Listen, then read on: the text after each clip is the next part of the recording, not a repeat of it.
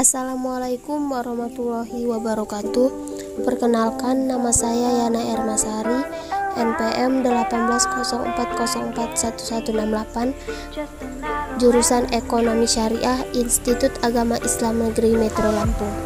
Di video kali ini saya akan membahas mengenai studi Islam kawasan.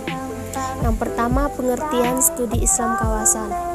Studi Islam kawasan adalah kajian yang tampaknya bisa menjelaskan bagaimana situasi sekarang ini terjadi, karena fokus materi kajiannya tentang berbagai area mengenai kawasan dunia Islam dan lingkup peranata yang ada dicoba diurai di dalamnya, mulai dari pertumbuhan, perkembangan, serta ciri-ciri karakteristik sosial budaya yang ada di dalamnya, termasuk juga tentang faktor-faktor pendukung bagi munculnya berbagai ciri dan karakter, serta pertumbuhan kebudayaan di masing-masing dunia kawasan Islam. Demikian, secara formal, objek studinya harus meliputi aspek-aspek geografis, demografis, historis, bahasa, serta berbagai perkembangan sosial dan budaya, yang merupakan ciri-ciri umum dari keseluruhan perkembangan yang ada pada setiap kawasan budaya. Materi selanjutnya yaitu orientalisme. Orientalisme adalah paham mengenai masalah-masalah timur, khususnya tentang negeri Arab dan Islam.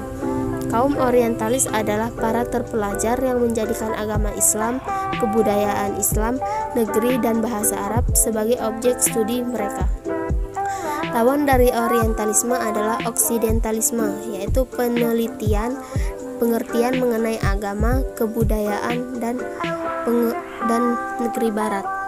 Salah satu tujuan orientalis adalah mengkolonialisasi dunia Islam dari segala aspek, agama, ekonomi, budaya, dan kekuasaan. Kemudian selanjutnya oksidentalisme. Lawan dari orientalisme adalah oksidentalisme, yaitu penelitian mengenai agama, kebudayaan, dan negeri barat. Jadi secara harfiah berarti hal-hal yang berhubungan dengan barat. Adalah kajian tentang barat dari perspektif non-barat. Kelahiran oksidentalisme emosional atas kesalahan-kesalahan dari barat yang dialami dunia timur pada umumnya dan dunia Islam pada khususnya. Yang selanjutnya, dunia Islam sebagai objek studi antara timur dan barat. Yang pertama itu studi Islam di barat. Ditinjau dari perspektif sejarah, studi yang dilakukan orang Indonesia di barat berlangsung cukup lama. Namun demikian, fokus studi yang dilakukan belum menyentuh secara menyeluruh dalam bidang kajian Islam. Kemudian yang kedua, studi Islam di timur. Hampir sama yang terjadi di barat, studi Islam di timur tengah juga bervariasi. Ini merupakan hal yang wajar karena karakteristik studi Islam dipengaruhi oleh berbagai faktor, misalnya kebijakan politik. Kemudian materi selanjutnya, problem dan prospek pendekatan studi Islam.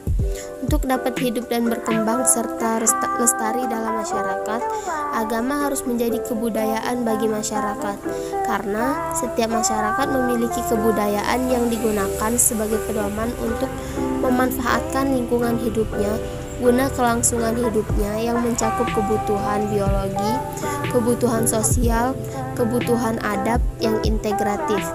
Jadi pendekatan studi area merupakan pendekatan yang meliputi bidang kesejarahan, linguistik, dan semua cabang ilmu pengetahuan yang berkaitan dengan pertumbuhan dan perkembangan peradaban dan kebudayaan terhadap keadaan masyarakat di suatu wilayah atau kawasan. Kemudian materi yang terakhir itu Islam Nusantara. Islam Nusantara atau model Islam Indonesia adalah suatu wujud empiris Islam yang dikembangkan di Nusantara setidaknya sejak abad ke-16 sebagai hasil interaksi, kontekstualisasi, indigenisasi, interpretasi, dan vernakularisasi terhadap ajaran dan nilai-nilai Islam yang universal yang sesuai dengan realitas sosio-kultural Indonesia. Sekian materi yang dapat saya sampaikan, kurang dan lebihnya saya mohon maaf. Saya akhiri, wassalamualaikum warahmatullahi wabarakatuh.